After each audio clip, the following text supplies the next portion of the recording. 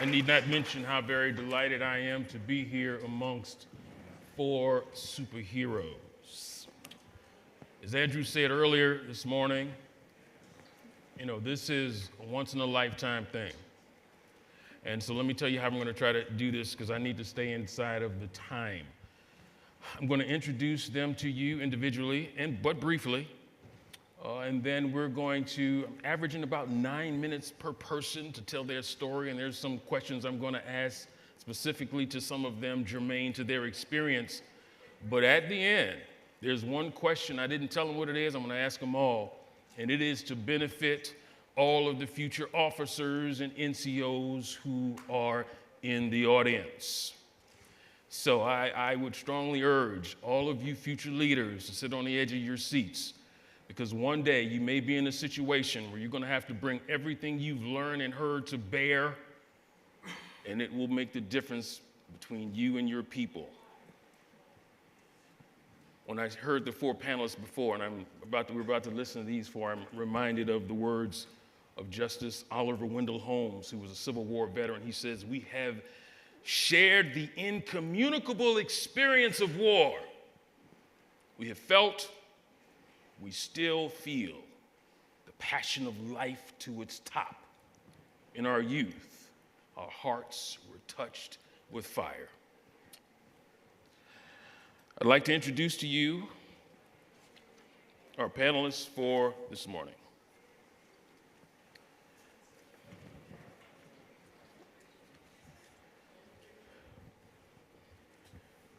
Now, I imagine most of you have your thing, but let's just mention a few of them. Okay. Howard Hanson was a coxswain in the 6th Naval Beach Battalion, and he's got some Omaha Beach experiences. Joe Landry, veteran of the 776th Anti-Aircraft Artillery, Automatic Weapons Battalion, and he participated in the Battle of the Bulge. Paul Priest, landing in France with 9th Armored Division on Christmas Day, was assigned to division headquarters, and he's got experiences with the Ludendorf Bridge at Remagen. And finally, Richard Dick Ramsey, worked in the shipyard and eventually was on the USS Nevada. So I'm going to start with Mr. Hanson. Coxswain, 6th Naval Beach Battalion, served in Omaha. Talk to us, sir, about your experiences. I mean, D-Day was huge, and give us some of your experiences there, sir. The 6th Beach Battalion, yeah. Well, first I trained down in Newport, Rhode Island, boot training, and I got signed over to the 6th Beach Battalion, and took some training at Camp Bradford, Virginia, and eventually got shipped overseas. And we had to go in like the 3rd wave was designed to go in right after the 3 waves of infantry, and would go in and support them.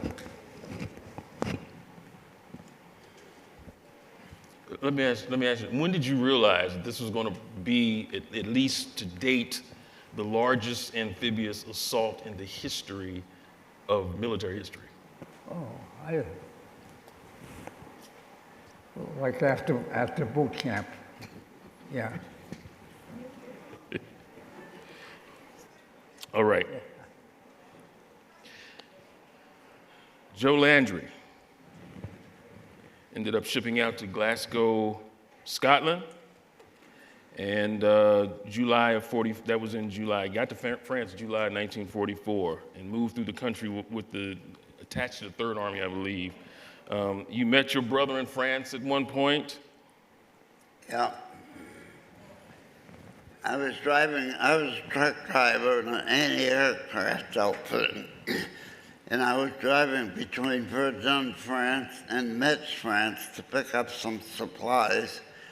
and there was a Jeep in front of me with my older brother's Air Force numbers on the bumper. And I blew the horn to get him to stop to find out where they were stationed. And guess who jumped out of the driver's seat? My brother. So it was just a miracle. It was this time of the year, and we were able to spend Thanksgiving together. And then we got separated when the Battle of the Bulge started, and I didn't see him till we came home in December. So you were driving a truck over there? I was a truck driver in like I said, in an anti-aircraft outfit. And when Patton got to France, he was moving so fast that the Quartermaster Corps couldn't keep up with him.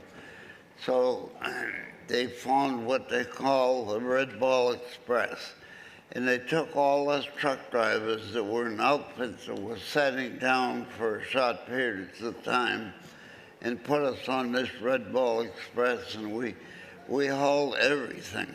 You name it, we hauled it.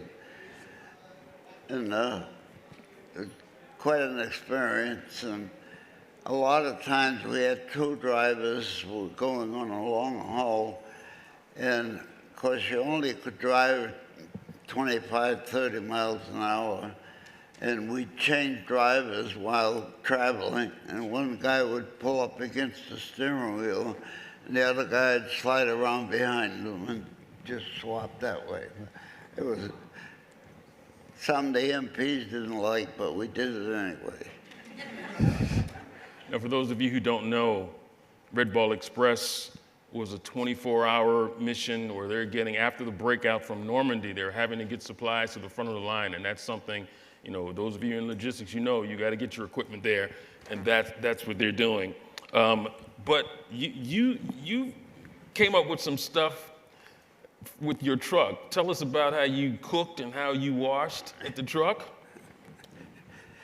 Well, we ate, we ate what they call K rations or stuff like that.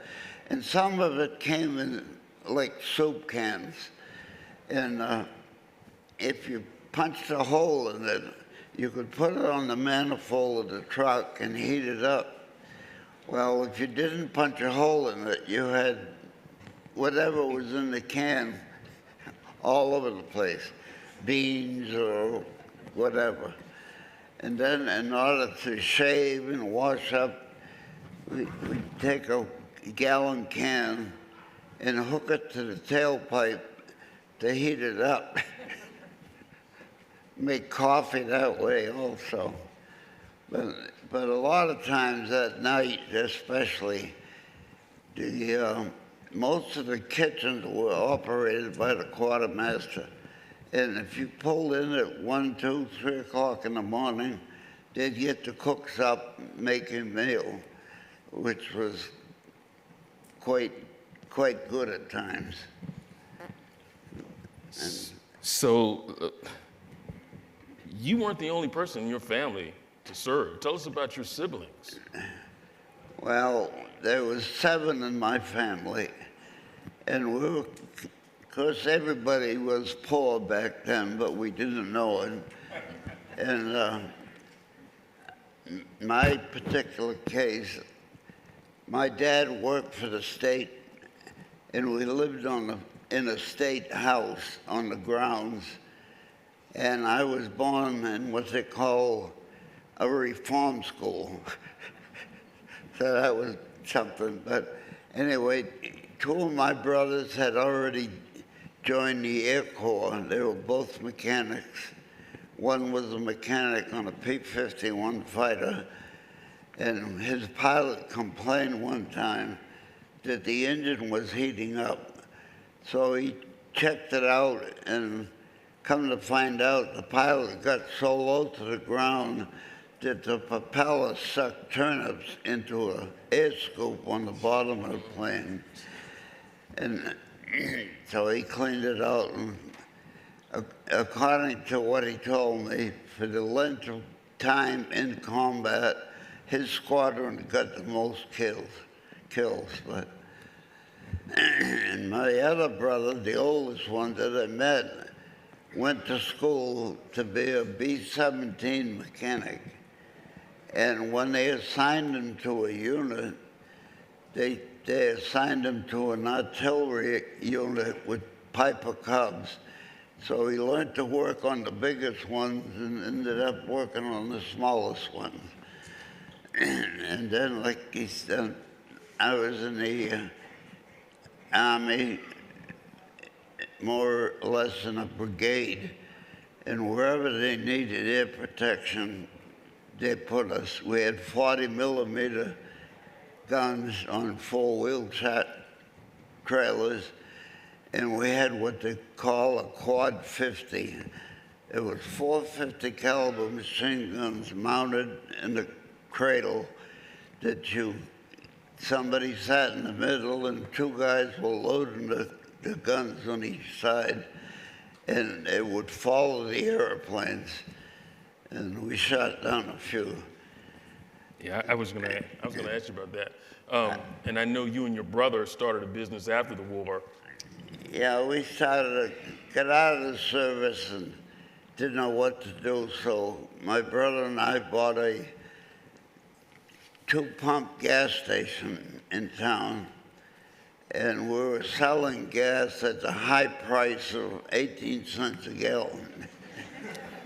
So you'd like to see that today.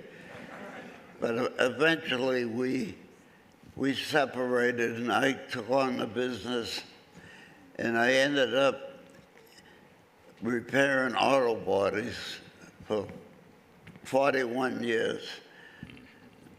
Did a lot of body work, and we lived near an Army base, and we did a lot of work for the soldiers that came up from the south.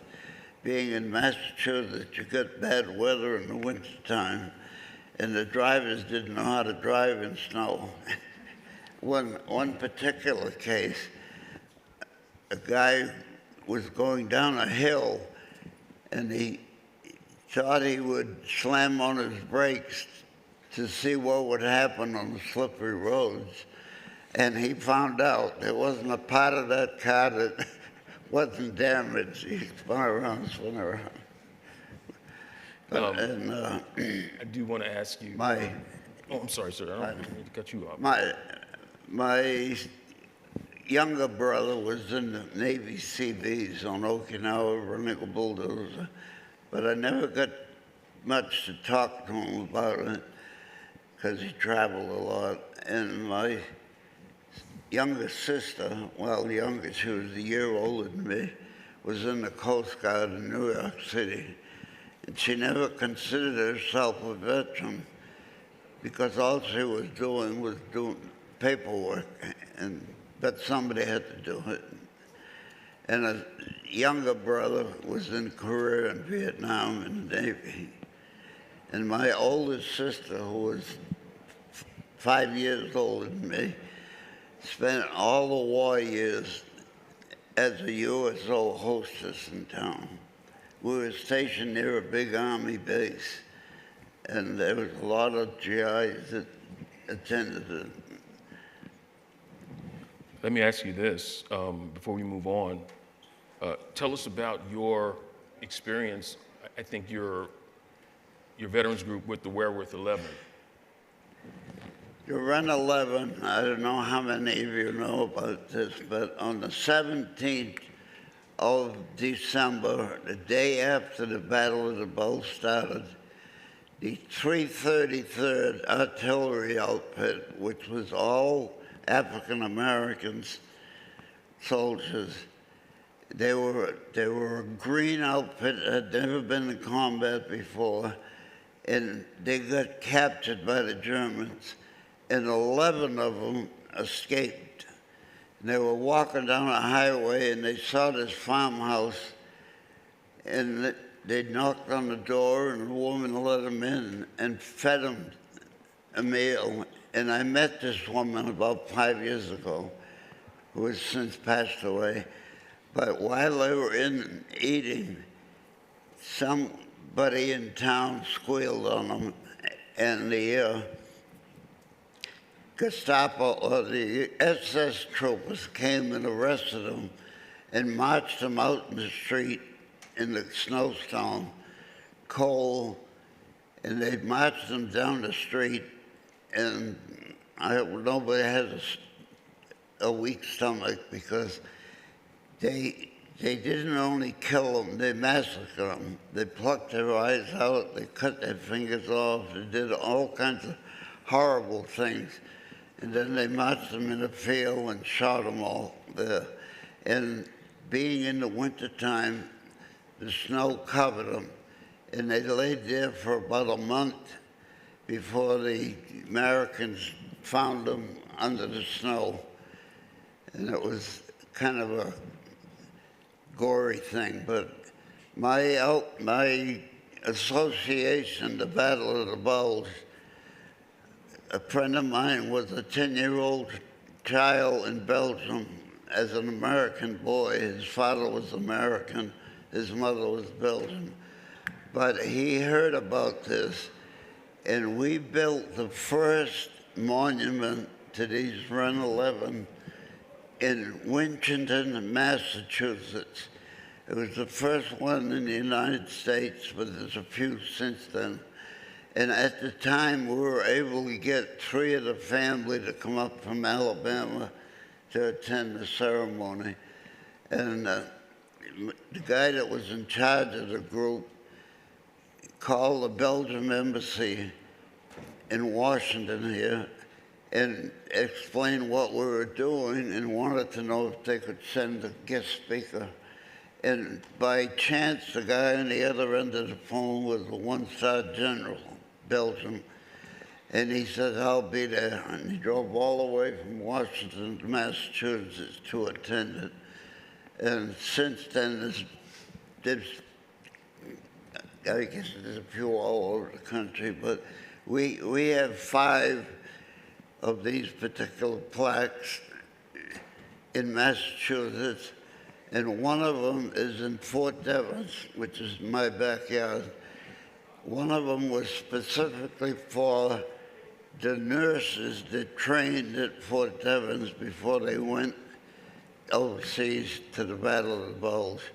And it also has a plaque honoring the 11 soldiers. Wow, thank you, sir. The next panelist is Mr. Richard Dick Ramsey. You'll look on his hat, it says USS Nevada. This is the same USS Nevada that was one of 8 battleships at Pearl Harbor at December 7th, 1941. The Nevada actually got underway, but was later beached because they didn't want to be sunk in the mouth of the channel, which would have made Pearl Harbor even worse for everyone. And so, my goodness, he's participating in D-Day.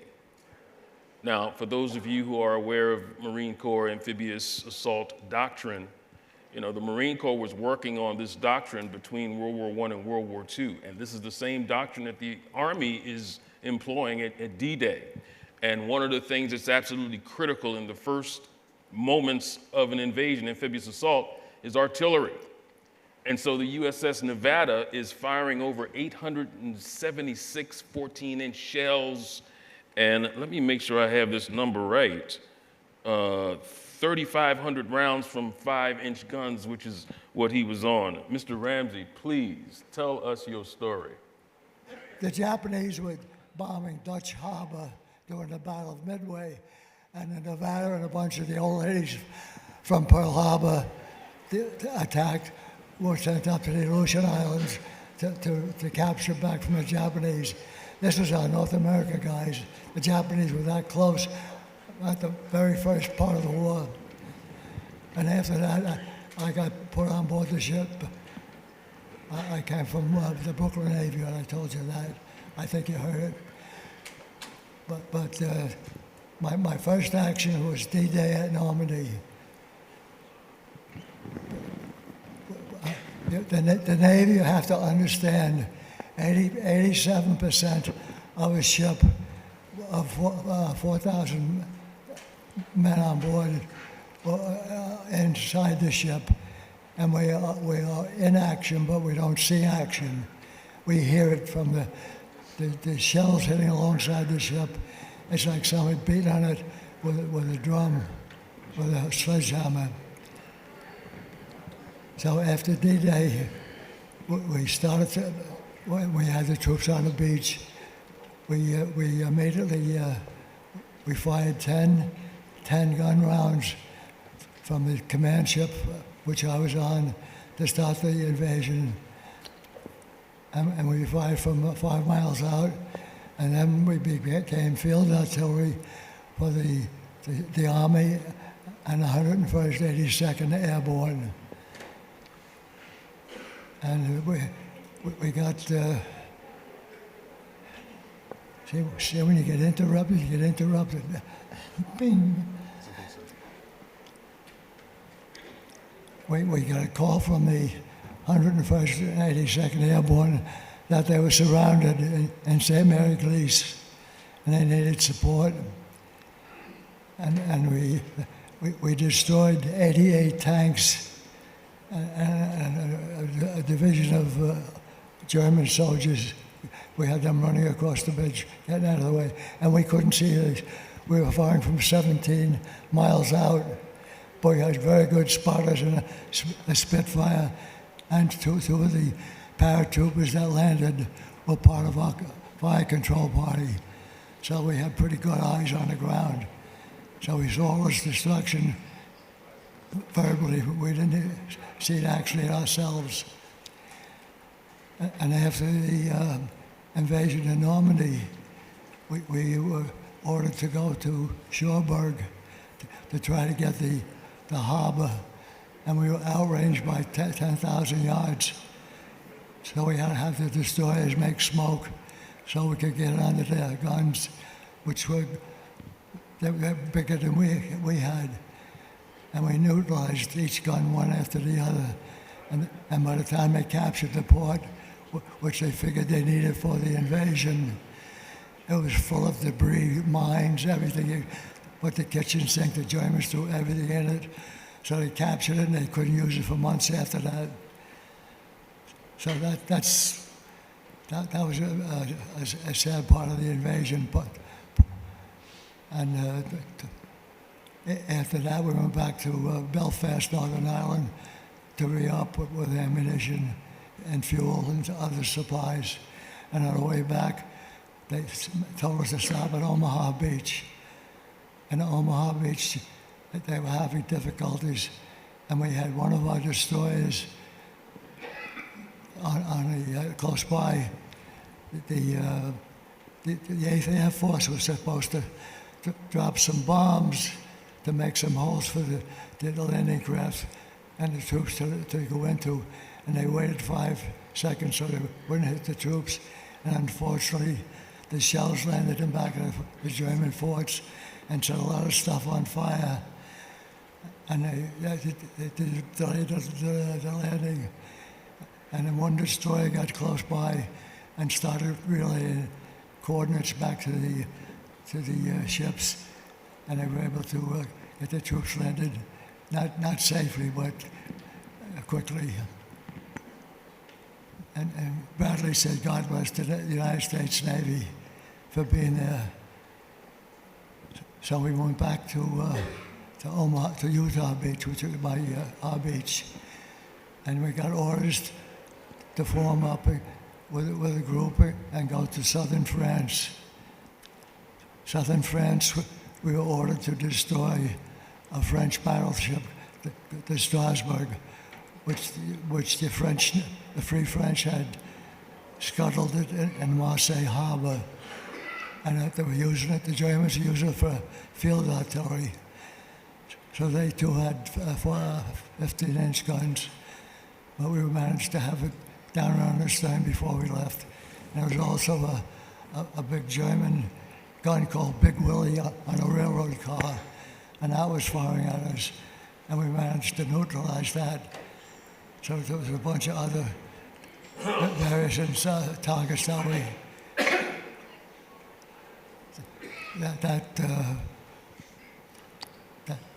That was a Fire National Lab. We went to under the Chateau d'If, which the legendary Mount of Cristo was held a prisoner during the time of the French Revolution. And our last salvo was from Mount of turret number 1, 14-inch guns, hit right underneath the guns, and they went tumbling down into the sea. And we got a well done from the admiral and all the people that was involved. And we were told to report back to the States. So we left for the States. We got caught in the worst hurricane in 100 years.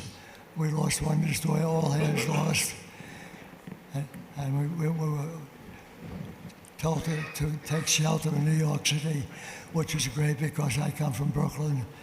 I was able to visit my folks, and the rest of the guys had a welcome surprise because they were dropped off at the Big Apple.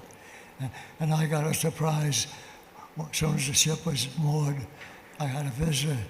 My cousin was in charge of the line handling party, which was a great thing for me. So I got family right away. And after that, we went back to the Panama Canal, and we went up to San Francisco. And I was walking on the street with a bunch of my Navy buddies, and I see some guy coming towards me, and I saw him, and I immediately ran into him. My guys thought I was going to have a fight with the group, and it was my brother. I didn't even know he was in the Navy. Well, last time I left, he was home with his wife and baby. Here I meet my brother Frank in the middle of San Francisco. So he invited me back on board his ship, which was great.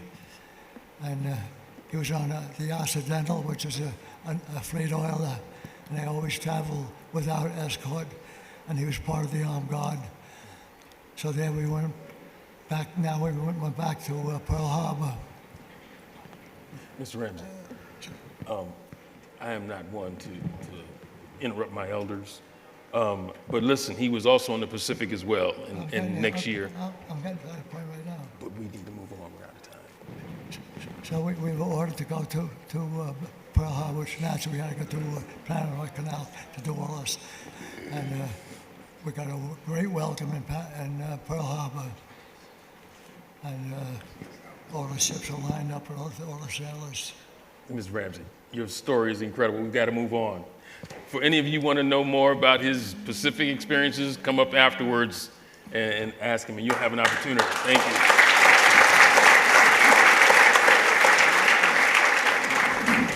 Thanks. Mr. Priest, you were in the 9th Armored Division on Christmas Day, 1944. I know, sir, because you're such a great speaker, but we've got to move on. Sure you can. They're going to come up to you. My first. No, sir, we got to move on. We got to move on. I'm going to be with you right now. Okay, 30 seconds. Iwo. 20 seconds? That's 36 days. We were a gunnery flagship at Iwo Jima. Let's, if you're going to speak, I'm going to give you back the microphone. Okay, we really have to move on. We have to move on. We're running, yes. All right, Mr. Ramsey, sir, please, 30 seconds and you'll get me kicked out of here. That's your will, so I'll have to leave. We're going to ask you to stay around Yes, after absolutely. the panel to answer some come talk questions. to you afterwards. Interrupted me.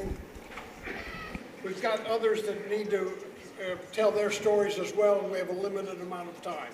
So I'm sorry to interrupt you, but we need, Give me some amplification. Sir, We you'll be shall. able to do Moving on. that afterwards. Yes, yeah. Moderator, we need to move on. Thank you, sir. Mr. Priest. Yes, We'll sir. come back to you, sir. You're gonna come Mr. back to me Priest. later? Yeah, we can do that later. Thank you. Thank you, sir. Mr. Priest, sir.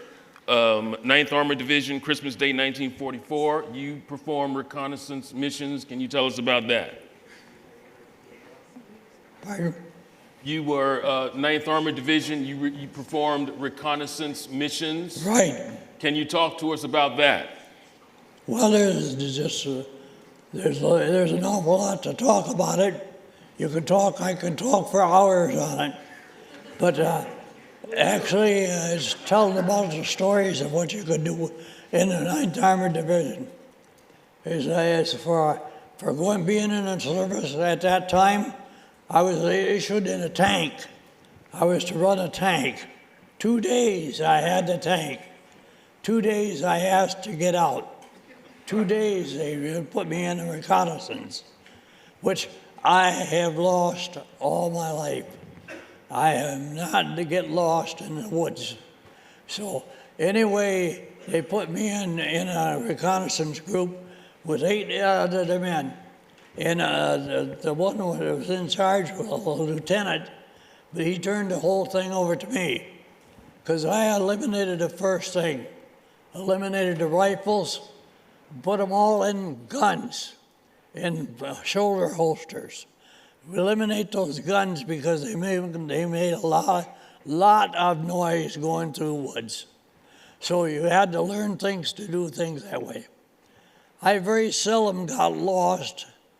I'd go in, I'd find my way right back out the same way. So, but anyway, I went through the whole service and tried to help as much as I possibly could. I've only slept outside during the service of war time 3 times total. That's it. The rest of it, I slept on the half-tack hood whenever I got a nap. But I'm just the type that likes to keep going. I don't like to stop. I helped down the 9th Army. I think you've read a lot of books on mine. I've wrote as high as 7 different stories in different books. I also have a story in Germany now. They had me over there, and I'd done that 4 years ago. Now they're bringing it out in an American voice film so you can understand what we're talking about. I'm the only one that could talk American on it. So I talked and told what was going on over there and answer questions that they asked. I do a lot of work with kids in the schools. Once a year, I have a meeting, 4 tables of displays that I have brought back from Germany. I have German flags, I have German guns, different things like that I showed to the kids. Now I meet kids on the road or the street now, and they'll recognize me, but do I recognize them? No. I've talked to many kids in schools and organizations that it isn't funny. I've been back to Germany 3 times. I was scheduled to go to Philippines last year, Sweden, and I've gone to 3 troop groups that they wanted on this. I went to Normandy, which I was not there in the beginning. I was in the Battle of the Bulge. I was in the Battle of the Bulge just 2 days, and then I took off down to the Remagen Bridge, which was the last bridge on the Rhine River. That is the bridge that I got my most fame in, and I'm still left there. I'm the original one that's left of the Remagen Bridge in the front group. I am not the last person, but I am the last one in the first group. So I try organizations all over and talk to different groups, different organizations. Any questions that you would have, sir? Oh my goodness. Listen, sir, we appreciate your story. And let me just say to everyone, they will be available afterwards. We've got about 6 minutes left. I do want to say this to our future officers and future NCOs. You know, you've heard these people and formulate some question, ask them something. It may help you 15, 20 years down the road, but more than anything, young people, maintain your character, be the best at what you do, and always take care of your people. Do we want to have time for questions, 1 or 2 questions? All right, we've got about 5 minutes and 47 seconds. Somebody's going to handle the questions. Ladies and gentlemen, thank you for being patient. with all of us and our veterans. Questions, raise your hand. Please, stand up. One in the back. Hi. It's an honor to hear your stories, and thank you all for your service. It's unbelievable. It's just amazing. I was curious to know, after all of these years and all of the things that you've seen and done and accomplished, what does it mean to each of you to be an American today? Who wants to answer that question? What does it mean to be an American to you today? Who wants to answer that question? Well, it's not all gravy, but it's better than any of the other countries.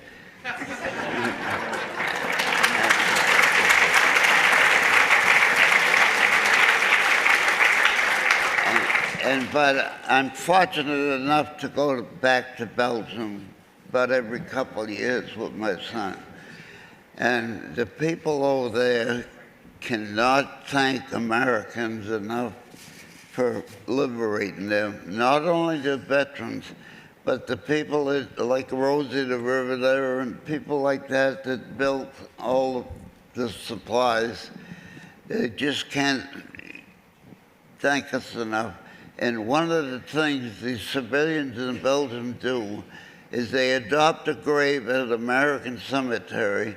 They keep flowers on it and flags and stuff like that. And they get a certificate from the government with the guy's name and serial number on it. And a lot of them backtrack and learn as much as they can about the veterans.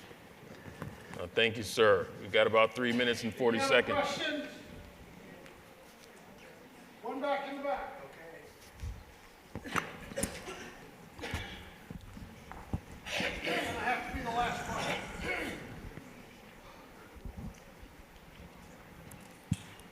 one. Good morning, gentlemen.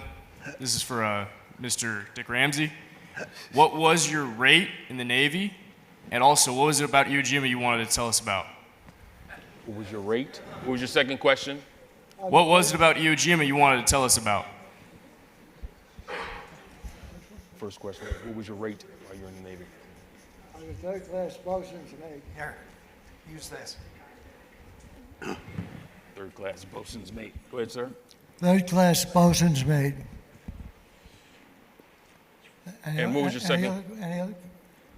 Any other questions? What would you tell our future Navy personnel? If you had one thing to tell them, what would you say? One thing would I tell them? If somebody has an argument with you, let them argue with you. At the end of it, shake hands, say, you guys got me rattled a little bit, you know that. That's all right, sir. I apologize for that. Shake hands and love one another. Don't argue. There's two sides of the story. All right, thank you, sir. Thank you all very much.